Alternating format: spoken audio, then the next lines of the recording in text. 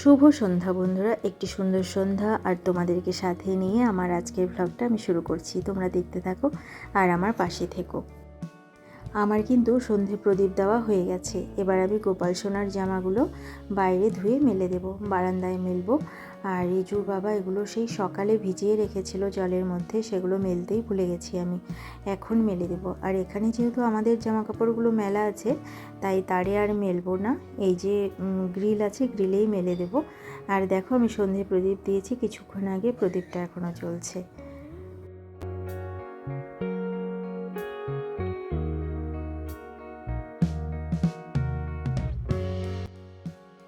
এই যে দেখো গ্রিলের এদিক দিয়ে আমি কিন্তু জামা কাপড় মেলি। এখানে গোপাল সোনার জামাগুলোও মেলা হয়, আবার আমাদের জামা কাপড়ও এখানে আমি মেলে দেই। তো এগুলো পরিষ্কারই আছে, এদিক দিয়ে মেলে দেবো। আর ওপরের দিকটাতে মেলবো না, সেখানে ধুলো আছে, সেখানে জামা কাপড় আমি মেলি না। এই যে দেখো আমি এইগুলো এই দিক দিয়ে মেলে দিলাম, ক্লিপ আটকে দিতে হবে, তা না হলে হাওয়া হলে পড়ে যাবে। এবার আমি চলে এলাম ঘরে। আর এই দিকটা কিন্তু আমার গোছানো হয়নি, আজকে তেমন কোনো কাজই করিনি, শরীরটা খুব একটা ভালো ছিল না। তো এখন আমি এইগুলো আস্তে আস্তে ঠিকঠাক করে নেব সব। তার আগে আমাকে করতে হবে রান্না। আমি ডিম রান্না করব ভেবেছিলাম আজ, তো সেদ্ধ করে রাখা হয়েছে সেগুলো, এখনও আমি রান্না করিনি। এখন আমি সেটা করে নিয়ে তারপরে ঘরগুলো গুছিয়ে নেব।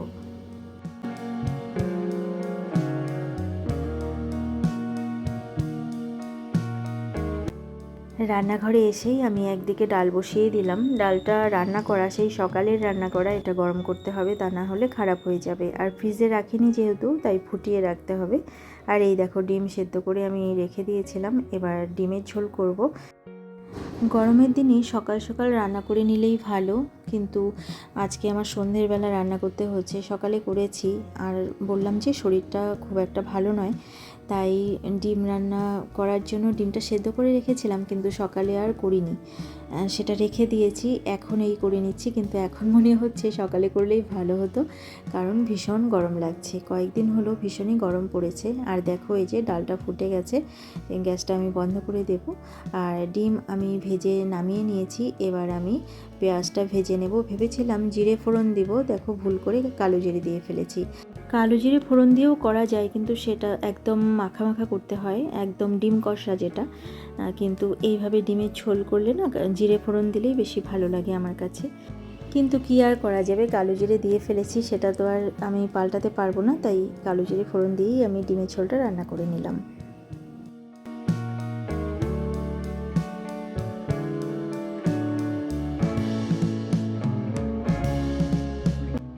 রান্না করে আমি চলে এলাম এই ঘরে। ঘরগুলো এখন একটু একটু করে গুছিয়ে নেব।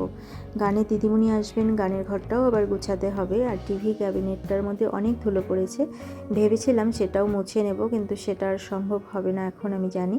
রান্না করতে আমার অনেকটাই সময় লেগে গেছে, আবার এইগুলো গোছগাছ করে নিয়ে তারপর স্নান করে গোপাল সোনাকে শয়নে দিতে হবে। আর সময় মতো গোপাল সোনাকে শয়নে দিতে না পারলে কিন্তু ভালো লাগে না। এখন যদি আমি ধুলোগুলো পরিষ্কার করতে যাই, মোছামুছি করতে যাই, তাহলে কিন্তু অনেকটাই দেরি হয়ে যাবে গোপাল সোনাকে শয়নে দিতে। তাই আজ করব না এগুলো, সেগুলো আমি কাল সকালে করে নেব।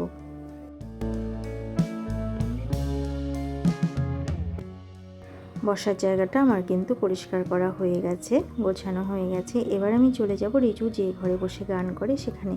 ওই যে টিভি ক্যাবিনেটটা, এখান থেকেই বোঝা যাচ্ছে কতটা ধুলো আছে। ওটা কালো রঙ, তো কালো রঙের মধ্যে ধুলোটা কিন্তু বেশি বোঝা যায়, কিন্তু কিছু করার নেই। এবার আমি চলে এলাম এই ঘরে। এই দেখো কাল এসেছিলেন গানের তবলার টিচার, তো তিনি চলে গেছেন, তবলাগুলো সেখানেই পড়ে আছে, ওগুলো আমি সরিয়ে রাখবো।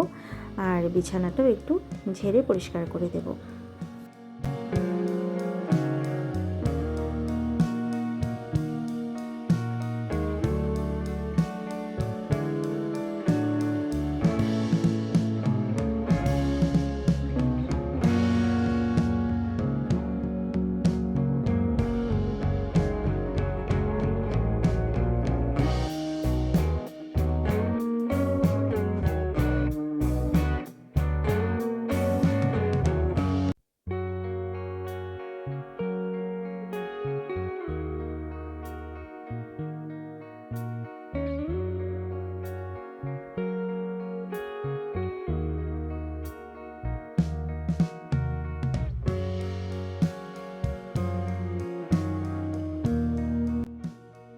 বিছানাটা আমি গুছিয়ে রাখলাম আর জায়গার জিনিস জায়গায় রেখে দিলাম সব, কিন্তু ওই যে আলনাটা দেখছো এটা কিন্তু ওই রকমই নোংরা হয়ে আছে, সেটা আর পরিষ্কার করলাম না আজ, ওইগুলো কাল করব।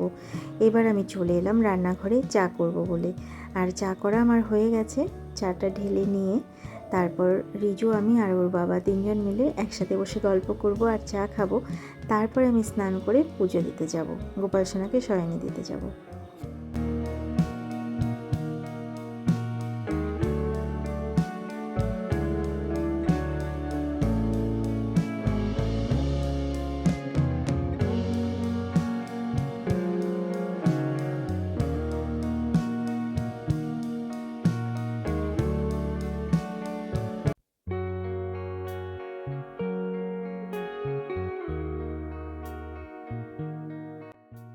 যখন আমি চা বসিয়েছিলাম আরেকদিকে কিন্তু ভাত বসিয়ে দিয়েছি। ভাবলাম স্নানের আগে ভাতটা করে রেখেই যাই, তা না হলে আবার সেই গরমের মধ্যে রান্না করতে হবে, তাই না? তো দেখো ভাতটা হয়ে যাবে।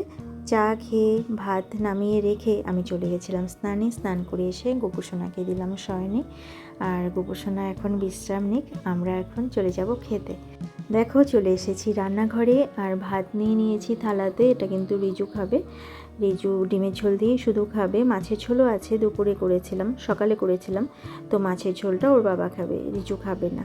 আর ভাতটা গরম তো আমি একটু হাতা দিয়েই ছড়িয়ে দিচ্ছি, তা না হলে ও ভাত মেখে খেতে পারবে না। তো একটু ঠান্ডা হতে থাকুক, ফ্যান চালিয়ে দিয়েছি, ঠান্ডা হলে ওকে ডাকবো খাওয়ার জন্য। আর বন্ধুরা, তোমাদের সঙ্গে দেখা হচ্ছে আবার কাল সকালে। এই ভ্লগটাই আমি কাল পর্যন্ত কিন্তু কন্টিনিউ করব।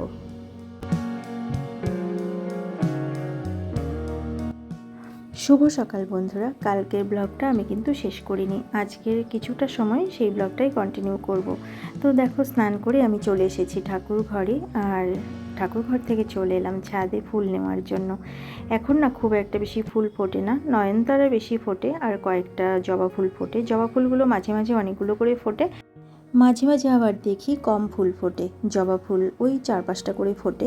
যাই হোক, এবার আমি এই দিকটাতে চলে এলাম। এখানে না একটা সাদা নয়নতারা গাছ হয়েছিল, আমি নিয়ে বারান্দায় লাগিয়ে দিয়েছি টবের মধ্যে। তো আবার দেখছিলাম যে আরও হয়েছে কিনা। আর এই যে জবা ফুলগুলো দেখছো, এইগুলো কিন্তু অনেকটা বড় ছিল, এখন সাইজে ছোট হয়ে গেছে। এই গাছটা যখন নতুন ছিল তখন বেশ বড় বড় ফুল ফুটতো। যাই হোক, ফুল তো ফোটে, পূজার কাজ তো চলে যায়, তাই না? আর আজকের আকাশটা দেখো কি সুন্দর লাগছে, শরৎকাল যে সামনেই চলে এসেছে তার জানান দিচ্ছে আকাশ। খুব সুন্দর লাগছে আকাশটা দেখতে।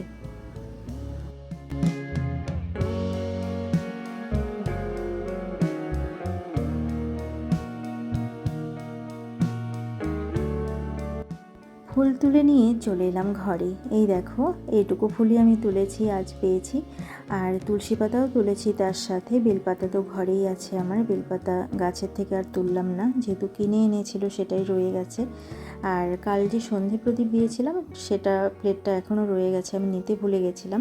এটা আগে ঘরে রেখে আসবো, তারপরে আমি দূর্বা তুলে নেব। বারান্দায় আমার দূর্বা আছে, সেখান থেকে দূর্বা তুলে নিয়ে তারপরে আমি পুজোতে বসবো।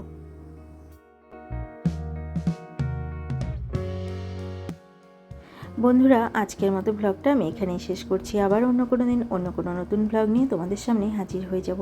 ততক্ষণের জন্য তোমরা ভালো থেকো, সুস্থ থেকো আর হাসি খুশি থেকো। আমার এই ব্লগটা যদি তোমাদের ভালো লেগে থাকে তাহলে একটা লাইক করে দিও। আজকের মতো এখানেই আসছি, ভালো থেকো তোমরা সবাই।